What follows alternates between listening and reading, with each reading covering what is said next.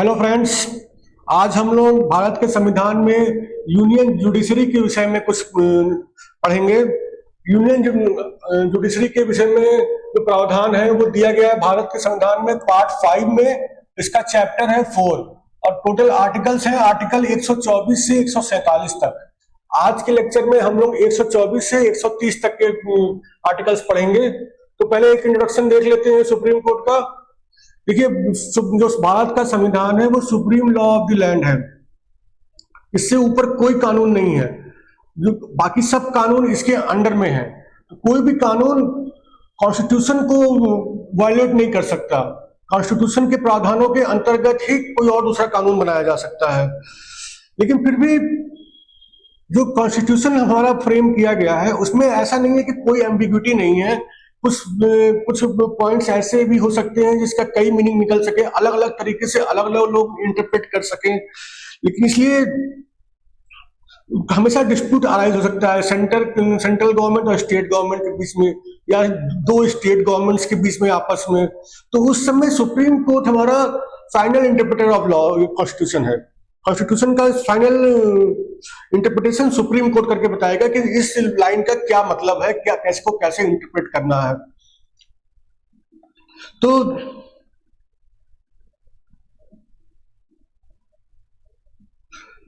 अगर कोई डिस्प्यूट मान लीजिए अराइज हो भी जाए सेंट्रल गवर्नमेंट और स्टेट गवर्नमेंट के बीच में, या दो स्टेट गवर्नमेंट के बीच में, तो कोई एक अथॉरिटी चाहिए, इंडिपेंडेंट अथॉरिटी चाहिए जो ये डिस्प्यूट को रिजॉल्व कर सके। तो वो सुप्रीम कोर्ट ऑफ इंडिया है। वो एक आर्बिट्रेटर का भी काम करती है सुप्रीम कोर्ट ऑफ इंडिया। लेकिन ये आर्बिट्रेशन वो केवल सेंट्रल गवर्नमेंट और स्टेट गवर्नमेंट के बीच में करेगी, या फिर दो स्टेट गवर्नमेंट्स के बीच में करेगी, ना कि किसी और मैटर्स में आर्बिट्रेशन करेगी सुप्रीम कोर्ट। तो सुप्रीम कोर्ट का क्या मेन फंक्शंस है एकदम ब्रॉडली हम लोग देख लें अगर, तो ये संविधान का फाइनल इंटरप्रेटर है। जो संविधान में लिखा है उसको उन शब्दों का क्या मीनिंग है, उसमें कहीं कुछ कंफ्यूजन हो रहा है तो लोग अलग अलग तरीके से इंटरप्रेट कर रहे हैं, तो फाइनल इंटरप्रिटेशन सुप्रीम कोर्ट करेगा। और ये संविधान का गार्जियन भी है सुप्रीम कोर्ट। तो सुप्रीम कोर्ट उसका संविधान का संरक्षक भी है। और इसका सुप्रीम कोर्ट का काम ये भी है कि वो संविधान सर्वोच्च है। पार्लियामेंट भी सर्वोच्च नहीं है हमारे देश में। हमारे देश में सर्वोच्च संविधान है, तो इसकी सर्वोच्चता को प्रोटेक्ट करे, बनाए रखे, ये भी सुप्रीम कोर्ट का काम है। इसके अलावा फंडामेंटल राइट्स जो दिए गए हैं सिटीजन्स को, उसका भी गार्जियन है सुप्रीम कोर्ट। और जो भी दो दूसरे कानून हैं देश में, कॉन्स्टिट्यूशन के अलावा जो अन्य कानून है, उसका भी फाइनल इंटरप्रिटेटर सुप्रीम कोर्ट है। उसमें कहीं कुछ कंफ्यूजन है, लोग अलग अलग तरीके से इंटरप्रेट कर रहे हैं, तो सुप्रीम कोर्ट ही फाइनल इंटरप्रिटेशन देगी कि इस लाइन का मतलब ये है, इसको इस तरीके से इंटरप्रेट किया जाएगा। इसके अलावा सुप्रीम कोर्ट हाईएस्ट कोर्ट है अपील की, चाहे सिविल मैटर हो या क्रिमिनल मैटर हो, दोनों ही मैटर्स में supreme court last and final appeal की अथॉरिटी है। इसके ऊपर कुछ नहीं है जो जहां अपील की जा सके। चलिए अब आर्टिकल 124 देख लेते हैं। Establishment and constitution of supreme court. Bharat supreme court का कैसे एस्टैब्लिश हुई और कैसे इसका संरचना हुआ, कैसे इसका गठन हुआ। देखिए, आर्टिकल 124 में दिया हुआ है कि एक भारत में एक सुप्रीम कोर्ट होगी। ये तो सिंपल है। जो स्टार्टिंग में हमारा संविधान था तो उसमें था कि सुप्रीम कोर्ट में चीफ जस्टिस ऑफ इंडिया होंगे, इसके अलावा 7 जजेस और होंगे। और लेकिन ये लिखा था कि पार्लियामेंट चाहे तो कानून बना के इस संख्या को बढ़ा सकती है। तो पार्लियामेंट ने कानून बनाया और इस 7 की संख्या को 33 कर दिया। तो मतलब chief justice of India plus 33 और जजेस, टोटल 34 जजेस सुप्रीम कोर्ट में हो सकते हैं। कौन अपॉइंट करता है? प्रेसिडेंट अपॉइंट करते हैं सुप्रीम कोर्ट के जजेस को, और वो अपने दस्तखत से और सील से ये ऑर्डर इशू करते हैं। कैसे अपॉइंटमेंट होता है? तो जजेस का अपॉइंटमेंट होता है इंक्लूडिंग चीफ जस्टिस, इन लोगों से मंत्रणा करने के बाद होता है, निम्न लोगों से मंत्रणा करने के बाद होता है। एक तो जो भी सुप्रीम कोर्ट के उस समय जजेस हैं और जो हाई कोर्ट के जजेस हैं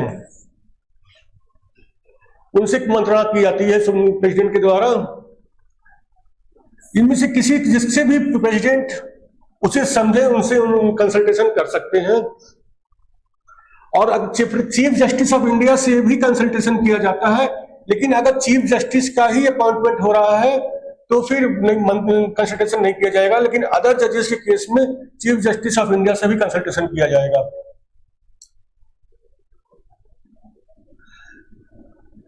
लेकिन और ये कंसल्टेशन मैंडेटरी है। चीफ अगर कोई अदर जजेस का अपॉइंटमेंट हो रहा है तो चीफ जस्टिस ऑफ इंडिया से कंसल्टेशन करना जरूरी है। देखिए, लेकिन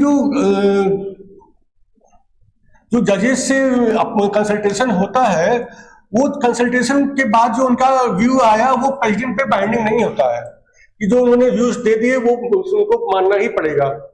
लेकिन एक्चुअल प्रैक्टिस में होता क्या है कि चीफ जस्टिस की जो ओपिनियन आती है उसके बाद कैबिनेट उसको डिस्कस करती है और इसके बाद अपनी वो एडवाइस देती है प्रेसिडेंट को, और वो एडवाइस उस एडवाइस पे प्रेसिडेंट उसी एडवाइस के अनुसार काम करते हैं। चीफ एक्चुअल में होता ये, जो चीफ जस्टिस से रिकमेंडेशन आती है वो कैबिनेट इसको डिस्कस करती है और वो फिर रिकमेंडेशन भेजती है प्रेसिडेंट को, और प्रेसिडेंट उसकी एडवाइस से ही काम करते हैं, उसी को अपॉइंट करते हैं। अच्छा, जो कंसल्टेशन है वो इफेक्टिव होना चाहिए और उसमें व्यूज एक्सचेंज होना चाहिए, और सारे मेरिट्स को कंसिडर करने के बाद, ठीक है, सारे मेरिट्स को कंसिडर करने के बाद व्यूज दिए जाने चाहिए। चीफ जस्टिस का अपॉइंटमेंट कैसे होता है? चीफ जस्टिस सीनियर मोस्ट जज जो होंगे उस समय सुप्रीम कोर्ट में, उन्हीं को चीफ जस्टिस बनाया जाता है। और सुप्रीम किस एज तक ये लोग जज अपना ऑफिस होल्ड करते हैं? 65 साल की एज तक ये जज अपनी ऑफिस को होल्ड करते हैं। 65 साल की एज में वो रिटायर होते हैं। इसके अलावा जज चाहे तो, अगर सुप्रीम कोर्ट के जज चाहे तो वो रिजाइन भी कर सकते हैं और वो प्रेसिडेंट को संबोधित करेंगे और अपना रेजिग्नेशन दे करके प्रेसिडेंट को संबोधित करके वो रिजाइन कर सकते हैं। इसके अलावा क्वालिफिकेशन क्या होती है सुप्रीम कोर्ट का जज बनने के लिए? एक तो उनको सिटीजन ऑफ इंडिया होना मैंडेटरी है, और दूसरी बात कि इन 3 चीजों में से एक वो फुलफिल करें। पहली क्या है? या तो वो एटलीस्ट 5 साल के लिए हाई कोर्ट के जज रहे हों, लगातार किसी हाई कोर्ट के जज 5 साल के लिए रहे हों, ठीक है, और वो अगर एक हाई कोर्ट की नहीं है, कई हाई कोर्ट में रहे हैं, तो लगा उन सारे हाई कोर्ट्स का मिलाकर के कंटिन्यूटी में, और कंटिन्यूटी में कई हाई कोर्ट में रहे हैं, पहले एक हाई कोर्ट में थे, फिर दूसरे हाई कोर्ट में चले गए, फिर तीसरे हाई कोर्ट में चले गए, तो सारे हाई कोर्ट का टेन्योर काउंट कर लिया, ऐड कर लिया जाएगा। वो 5 साल कम से कम होना चाहिए। अगर वो है तो वो अपॉइंट किए जा सकते हैं सुप्रीम कोर्ट में जज के तौर पर, और या फिर वो हाई कोर्ट में एज एन एडवोकेट प्रैक्टिस किए हो फॉर मिनिमम 10 ईयर्स, ठीक है। किसी एक हाई कोर्ट में प्रैक्टिस किए हो ऐसा जरूरी नहीं है, वो मल्टीपल हाई कोर्ट्स में भी प्रैक्टिस कर सकते हैं। कंटिन्यूटी में होना चाहिए और 10 साल मिनिमम उनको प्रैक्टिस किया हुआ होना चाहिए। और या फिर तीसरा, अगर प्रेसिडेंट को लगे कि वो बहुत ही डिस्टिंग्विश्ड और काबिल ज्यूरिस्ट है, जुडिशियल पर्सन है, तो फिर वो भी प्रेसिडेंट उस पर्सन को भी अपॉइंट कर सकते हैं, भले ही उन्होंने ये दोनों क्वालिफिकेशन उनके अंदर ना हो। अच्छा, मान लीजिए ये जो एडवोकेट वाला है, एडवोकेट में 10 साल का है, इसमें हम वो पीरियड भी काउंट कर लेंगे अगर वो पर्सन कुछ समय के लिए जज का रोल निभाया हो, जज की पोस्ट पे होल्ड किया हो, लेकिन वो पोस्ट डिस्ट्रिक्ट जज से नीचे की नहीं होनी चाहिए, डिस्ट्रिक्ट जज या उससे ऊपर की पोस्ट होनी चाहिए।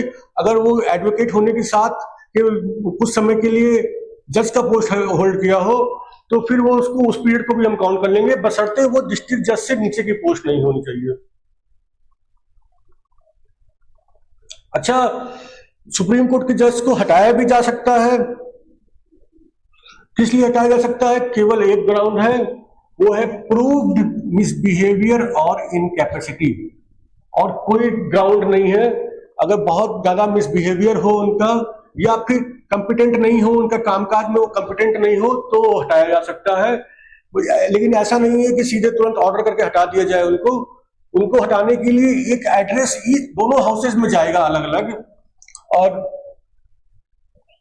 और वहां पे उसको पास किया जाएगा। वहां पे इंक्वायरी भी होगी और उसके बाद उस एड्रेस को पास किया जाएगा। उसके बाद प्रेसिडेंट के पास भेजा जाएगा और वो दस्तखत कर देंगे, तो फिर वो जज अपनी सीट से हट जाएंगे। और वो जो एड्रेस है वो पास कैसे होगा, एक एक हाउस में, लोकसभा और राज्यसभा में। एक तो ये है कि टोटल मेंबरशिप जो है हाउस की, जैसे लोकसभा की करंटली 543 है, तो जरूरी नहीं है कि जब वोटिंग हो रहे हो तो सारे 543 बैठे हो सकता है 500 ही बैठे हो या 400 ही बैठे हो। तो लेकिन अब बैठे हैं चाहे नहीं बैठे हैं, हमें 543 का 50% निकालना होगा। 543 का 50% होता है 273, ठीक है, 272। तो मिनिमम उतने वोट पड़ने चाहिए उनको हटाने के फेवर में। 200, अगर सदस्य उतने बैठे नहीं है, 400 ही बैठे हैं वोट करने के लिए, तो भी 272 वोट फेवर में होने चाहिए उनको हटाने के लिए, क्योंकि टोटल सदस्यों की संख्या ऑन पेपर 543 है। इसी तरह राज्यसभा में भी जितना है उनमें से 50% से ज्यादा का उस फेवर में वोट करना चाहिए। प्लस जितने लोग बैठे हैं और वोट कर रहे हैं उस समय सदन में, उनमें से कम 2/3 लोग उनको हटाने के फेवर में वोट करें। जो बैठे हैं और वोट कर रहे हैं उनमें से 2/3 लोग वोट हटाने के फेवर में वोट करें, और जो टोटल सदन की संख्या है मेंबर्स की, उसका 50% से ज्यादा लोग उस समय वोट करें जब वोटिंग हो रही है। ठीक है।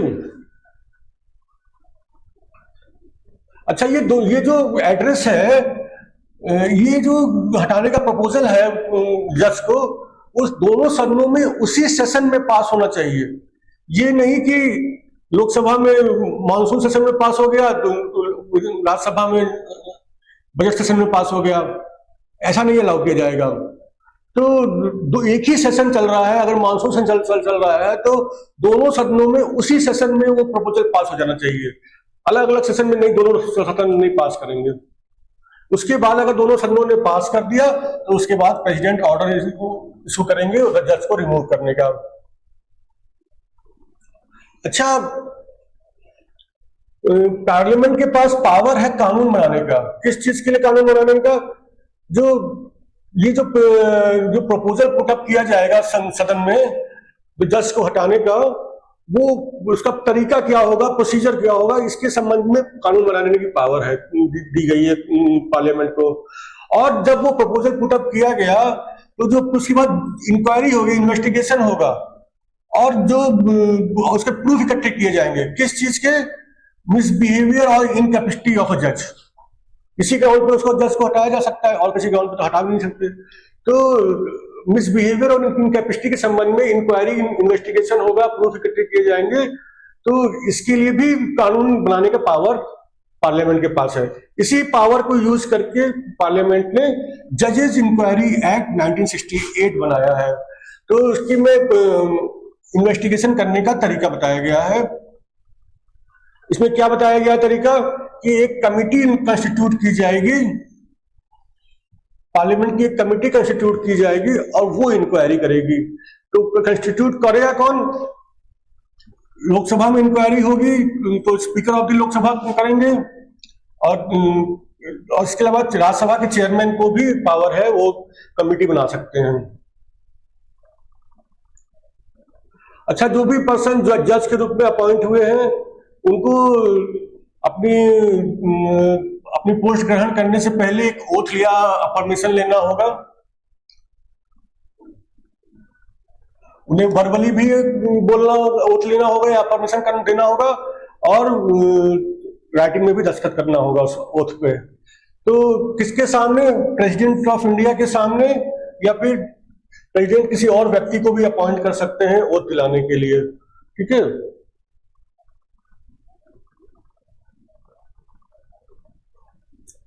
अच्छा, कुछ अन्य इंपॉर्टेंट पॉइंट्स हैं इसमें संबंध में, उसको भी हम लोग देख लेते हैं।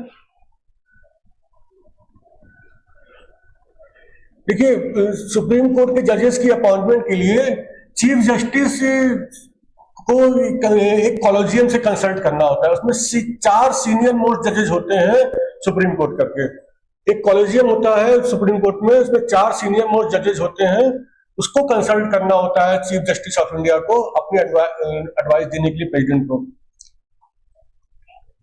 और अगर उस 4 में से 2 ने भी एडवर्स ओपिनियन दे दी किसी पर्सन के लिए, तो फिर वो चीफ जस्टिस उसको रिकमेंडेशन में नहीं दे सकते हैं और अपनी गवर्नमेंट को रिकमेंडेशन नहीं भेज सकते हैं। और केवल सुप्रीम कोर्ट की, केवल चीफ जस्टिस की ओपिनियन ही पर्याप्त नहीं है, ठीक है। ये कंसल्टेशन प्रोसेस कंप्लीट नहीं है।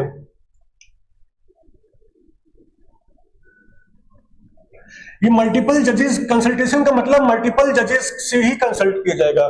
Chief justice of India multiple जजेस से कंसल्ट करके फिर अपनी रिकमेंडेशन भेजेंगे।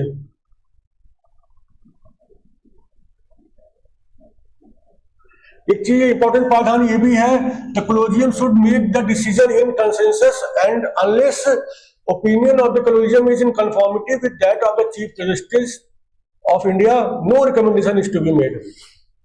तो कॉलेजियम है 4 जजेस का, वो यूनिफॉर्म होना चाहिए, उसमें कंसेशन होना चाहिए, वो एकमत होने चाहिए। और उसके बाद चीफ जस्टिस भी उनकी रिकमेंडेशन से एकमत होंगे।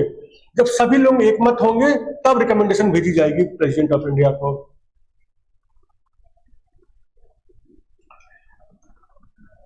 अच्छा, अगर जो सारे नॉर्म्स और रिक्वायरमेंट्स फुलफिल नहीं किए गए हैं कंसल्टेशन प्रोसेस के और कुछ एडवाइस भेज दी गई है, रिकमेंडेशन भेज दी गई है चीफ जस्टिस द्वारा, तो वो एडवाइस और रिकमेंडेशन बाइंडिंग नहीं है गवर्नमेंट के ऊपर। गवर्नमेंट उस केस में वो चाहे तो ना भी अपॉइंट करे।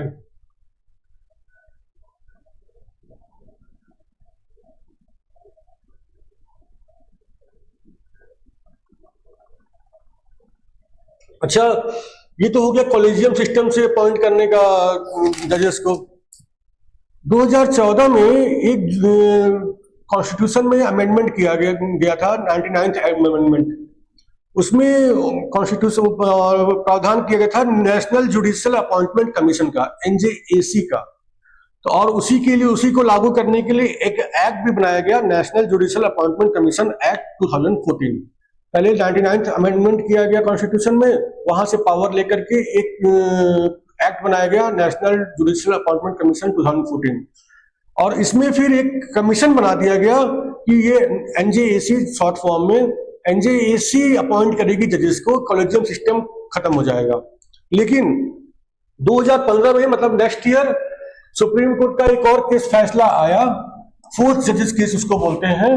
इसमें कहा, सुप्रीम कोर्ट ने कहा कि जो दोनों एक्ट हैं वो अनकॉन्स्टिट्यूशनल है और वाइड है। कौन से दोनों एक्ट? तो एक कॉन्स्टिट्यूशन को अमेंड करने का 99th अमेंडमेंट एक्ट था वो, प्लस जो उस एक्ट से पावर लेकर के एक NJAC एक्ट 2014 बनाया गया था, वो दोनों ही एक्ट अनकॉन्स्टिट्यूशनल है और वाइड है, वो वाइड है। सुप्रीम कोर्ट का कहना है कि वो इससे इंडिपेंडेंस ऑफ जुडिशरी अफेक्ट हो रही है। अगर NJAC अपॉइंटमेंट करेगी तो जुडिशरी इंडिपेंडेंट नहीं रह जाएगी, इसलिए करंटली उसने वॉइड डिक्लेयर कर दिया है। इसलिए करंटली NJAC सिस्टम प्रेवेलेंट नहीं है, ऑपरेशन में नहीं है, और पुराना वाला कॉलेजियम सिस्टम ही चल रहा है।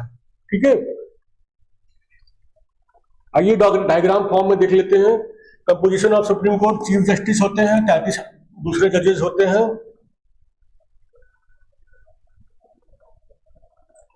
सुप्रीम कोर्ट के जजेस का अपॉइंटमेंट कैसे होता है? चीफ जस्टिस का अपॉइंटमेंट प्रेसिडेंट ऑफ इंडिया करते हैं। किससे कंसल्ट करते हैं?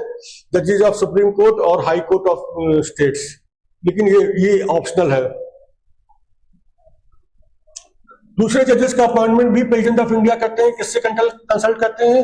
जजेस of supreme court and high courts of states, ये ऑप्शनल है। और चीफ जस्टिस ऑफ इंडिया से मैंडेटरी है कंसल्ट करना।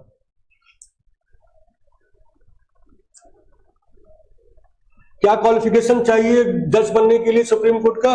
सिटीजन होना मैंडेटरी है इंडिया का, और 3 कंडीशंस में से एक कंडीशन फुलफिल करें, कम से कम हाई कोर्ट के जज रहे हो 5 साल तक, या फिर एडवोकेट रहे हो 10 साल तक हाई कोर्ट में, या फिर प्रेसिडेंट की ओपिनियन में वो डिस्टिंग्विश्ड जरिस्ट हो। ठीक है, तीनों में से कोई एक होगा तो वो अपॉइंट हो सकते हैं सुप्रीम कोर्ट के जज। जज को, सुप्रीम कोर्ट की जज को रिमूव करना है तो क्या ग्राउंड्स होंगे? केवल मिसबिहेवियर एंड इनकैपेसिटी, केवल इसी ग्राउंड पे रिमूव किया जाएगा। क्या प्रोसीजर होगा हटाने का? पहले इन्वेस्टिगेशन किया जाएगा और दोनों हाउस पास करेंगे एक एड्रेस उनके रिमूवल का, और जब वो एड्रेस प्रेसिडेंट के पास जाएगा, प्रेसिडेंट ऑर्डर इशू कर देंगे जज को रिमूव करने का। क्या मेजॉरिटी चाहिए? टोटल मेंबरशिप जो है, जो टोटल मेंबरशिप ऑन पेपर है उसका 50% से ज्यादा, और जो लोग उस समय वोट कर रहे हैं उसका 2/3।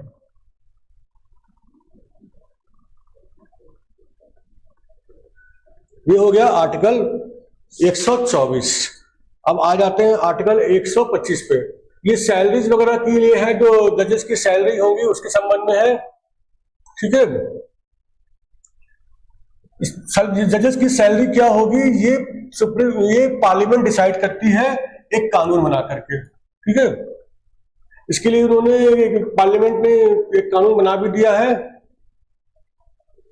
कि उसका नाम है high court and supreme court जजेस कंडीशंस ऑफ सर्विसेज एक्ट, और इसमें सब सैलरी वगैरह और सारे अलाउंसेस वगैरह बताए गए हैं, और इस एक्ट को समय समय पे अमेंड भी किया गया है, बहुत बार अमेंड किया गया है।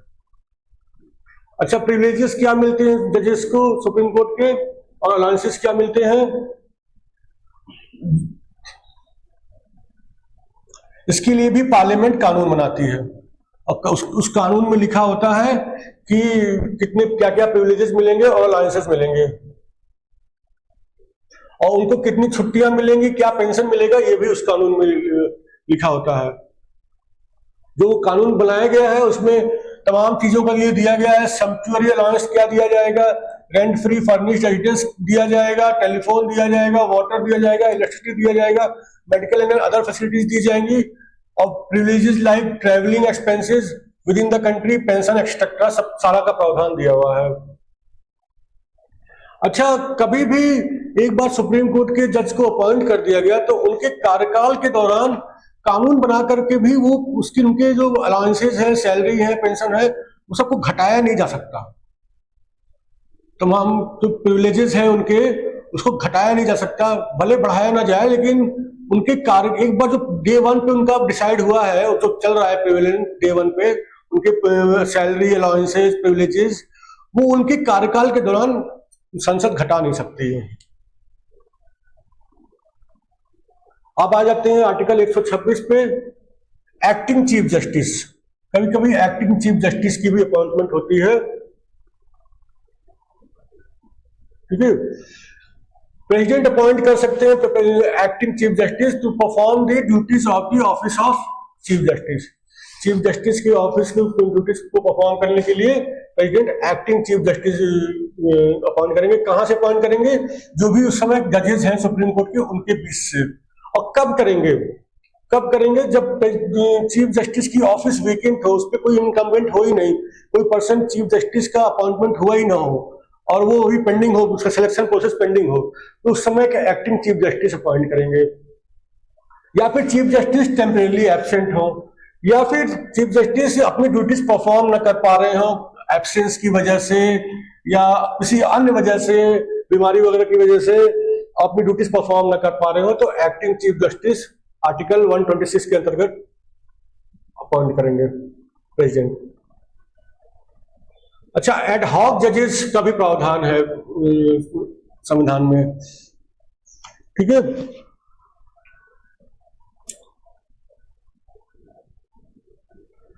किसी हाईकोर्ट के जज को एडहॉक जज के रूप में काम दिया जा सकता है, सुप्रीम कोर्ट के एडहॉक जज के रूप में। तो किसी जो चीफ जस्टिस ऑफ इंडिया है, वो किसी हाई कोर्ट के जज को बोल सकते हैं कि वो आप सुप्रीम कोर्ट में की सिटिंग में अटेंड रहिए और सुप्रीम कोर्ट की हियरिंग सुनिए। भले ही आप हाई कोर्ट के जज हैं, लेकिन टेम्परेरीली आप सुप्रीम कोर्ट के जज का काम भी देखेंगे एज एडहॉक जज। वो एडहॉक जज कहले जाएंगे। वो है एक्चुअल में हाई कोर्ट के जज, लेकिन टेम्परेरीली एज एडहॉक जज वो सुप्रीम कोर्ट के जज का काम देखेंगे। चीफ जस्टिस ऑफ इंडिया उनको राइटिंग में रिक्वेस्ट करेंगे। कब करेंगे रिक्वेस्ट? जब सुप्रीम कोर्ट में जजेस की कमी है, कोरम नहीं है और सारे कामकाज के लिए सुप्रीम कोर्ट के सेशन चलाने के लिए जजेस की कमी हो रही है, तो उस केस में वो रिक्वेस्ट करेंगे चीफ जस्टिस ऑफ इंडिया। लेकिन उससे पहले वो चीफ जस्टिस ऑफ इंडिया पहले प्रेसिडेंट से कंसल्ट करेंगे और उस हाई कोर्ट के चीफ जस्टिस से कंसल्ट करेंगे जिस हाई कोर्ट के जज को वो बुला रहे हैं। दो जगह कंसल्टेशन करेंगे, प्रेसिडेंट ऑफ इंडिया से और उस हाई कोर्ट के चीफ जस्टिस से जिस हाई कोर्ट के जज को वो बुला रहे हैं अपने यहाँ एज एडहॉक जज फंक्शन करने के लिए। कौन करेंगे? Chief justice of India. कितने पीरियड के लिए अपॉइंट किया जाएगा? जितना भी जरूरत हो, जितनी भी जरूरत महसूस हो उतने पीरियड के लिए अपॉइंट किया जाएगा। अच्छा, केवल उसी पर्सन को, उसी जज को, हाईकोर्ट के उसी जज को अपॉइंट किया जाएगा जिसके पास सुप्रीम कोर्ट का जज बनने की क्वालिफिकेशन हो। जिसके पास सुप्रीम कोर्ट का जज बनने की क्वालिफिकेशन है, केवल उसी को एडहॉक जज बनाया जाएगा। ऐसे एडहॉक जज की क्या ड्यूटीज हैं, क्या पावर्स हैं? इनकी एडहॉक जज की ड्यूटीज है कि वो सुप्रीम कोर्ट की सिटिंग को अटेंड करें, जब भी उनकी अटेंडेंस रिक्वायर्ड हो तो वो अटेंड करें, और इसके लिए वो अपने बाकी ड्यूटीज के ऊपर प्रायोरिटी देंगे सुप्रीम कोर्ट की ड्यूटी को, और एज ए सुप्रीम कोर्ट के जज के तौर पे अपनी ड्यूटीज उनको डिस्चार्ज करनी होगी। क्या पावर्स हैं? बिल्कुल वही पावर्स हैं जो एक नॉर्मल सुप्रीम कोर्ट के जज की होती है। इस विषय में जुरिस्डिक्शन भी वही है, पावर्स भी वही है, प्रिविलेजेस भी वही है। सारे सुप्रीम कोर्ट के जजेस की जुरिस्डिक्शन, पावर्स, प्रिविलेजेस उनको मिलेंगे, भले ही वो एडहॉक जज है। अच्छा, कभी कभी जरूरत पड़ने पे रिटायर्ड जजेस को भी बुलाया जा सकता है सुप्रीम कोर्ट में हियरिंग अटेंड करने, सिटिंग अटेंड करने के लिए। आर्टिकल 128 में इसका प्रावधान दिया हुआ है। ठीक है, तो ये कौन रिक्वेस्ट करेंगे? Chief justice of India. ठीक है, किस पर्सन को रिक्वेस्ट कर सकते हैं? जो पर्सन कभी जज रहे हो सुप्रीम कोर्ट के या जज रहे हो हाई कोर्ट के, और लेकिन हाई कोर्ट के जज होने के साथ साथ उनके पास क्वालिफिकेशन है सुप्रीम कोर्ट का जज बनने की। अगर सुप्रीम कोर्ट के जज रहे हैं, रिटायर थे और रिटायर हो गए, और या फिर हाई कोर्ट के जज थे और उनके पास क्वालिफिकेशन थी सुप्रीम कोर्ट का जज बनने की, और ये रिटायर हो गए, तो इनको सुप्रीम कोर्ट का chief justice of India request कर सकते हैं कि आप सुप्रीम कोर्ट की सिटिंग में बैठिए और एज ए जज सुप्रीम कोर्ट के जज के रूप में फंक्शन करिए। लेकिन ये काम उनको करने से पहले प्रेसिडेंट ऑफ इंडिया की कंसेंट लेनी होगी, उसके बिना वो नहीं करेंगे। जो पर्सन ऐसे सिटिंग अपॉइंट होगा, सिटिंग में बैठेगा और जज के रूप में एक्ट करेगा, उसको सारी अलाउंसेस मिलेंगी जो प्रेसिडेंट डिटरमाइन करेंगे उस समय। ठीक है, इस पर्सन के पास भी सारी जुरिस्डिक्शन, पावर्स, प्रिविलेजेस वही होंगे जो सुप्रीम कोर्ट के जज के होते हैं, लेकिन उसके बावजूद भी वो जज नहीं माने जाएंगे सुप्रीम कोर्ट के। ठीक है, वो सुप्रीम कोर्ट के जज नहीं माने जाएंगे। और दूसरी बात यह कि वो उनको ऐसे किसी पर्सन को फोर्स नहीं किया जा सकता है कि आप जब नहीं, आपको आना ही होगा, सुप्रीम कोर्ट की सिटिंग में बैठना ही होगा, एक सुप्रीम कोर्ट जज के रूप में एक्ट करना ही होगा। उनके उस पर्सन की कंसेंट लेना भी जरूरी है, और वो पर्सन चाहे तो रिफ्यूज कर दे इस काम के लिए। ठीक है, उसको फोर्स नहीं किया जाएगा। आर्टिकल 130 है, सुप्रीम कोर्ट की सीट कहां होगी? दिल्ली में होती है सुप्रीम कोर्ट, लेकिन चीफ जस्टिस चाहे प्रेसिडेंट की अप्रूवल लेकर के वो किसी और प्लेस पे भी सिटिंग करा सकते हैं। ठीक है, अच्छा, जुडिशरी इंडिपेंडेंट है हमारे देश में, तो सुप्रीम कोर्ट भी इंडिपेंडेंट है। तो क्या प्रावधान है संविधान में जो बिल्कुल इंडिपेंडेंट बनाती है सुप्रीम कोर्ट को? सुप्रीम कोर्ट के ऊपर किसी का इन्फ्लुएंस नहीं है, ना एग्जीक्यूटिव का है, ना पार्लियामेंट का है, ना काउंसिल ऑफ मिनिस्टर्स का है, किसी का कोई इन्फ्लुएंस नहीं है, और बिल्कुल फ्री एंड फेयर तरीके से वो जजमेंट दे सकती है। तो कुछ प्रावधान दिए गए हैं संविधान में, इसकी वजह से वो इंडिपेंडेंट हो जाते हैं।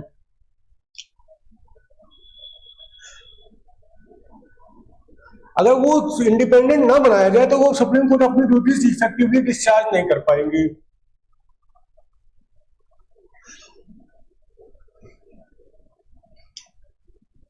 अच्छा, वो प्रावधान क्या है, एक एक करके देख लेते हैं। टोटल 8 प्रावधान देखेंगे। जो सुप्रीम कोर्ट के जजेस हैं उनके अपॉइंटमेंट का तरीका।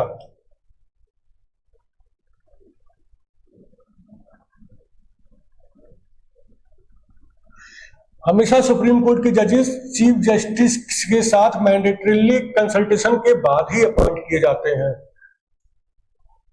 ऑल्दो प्रेसिडेंट अपॉइंट करते हैं काउंसिल ऑफ मिनिस्टर्स की एडवाइस पर, लेकिन फिर भी मैंडेटरी है कि चीफ जस्टिस ऑफ इंडिया की कंसल्टेशन के बाद ही अपॉइंट करें। और चीफ जस्टिस कंसल्ट करते हैं 4 सीनियर मोस्ट जजेस के कॉलेजियम को, उसके बाद वो अपनी रिकमेंडेशन देते हैं। इसलिए जजेस की अपॉइंटमेंट में मिनिस्टर्स का और एग्जीक्यूटिव्स का कोई टोटल डिस्क्रिशन नहीं है, चाहे वो जिसको चाहे अपॉइंट करते हैं। इसलिए वो जुडिशियल जो अपॉइंटमेंट्स होते हैं पॉलिटिकल कंसिडरेशन से फ्री रहते हैं वो, ठीक है। Security of tenure,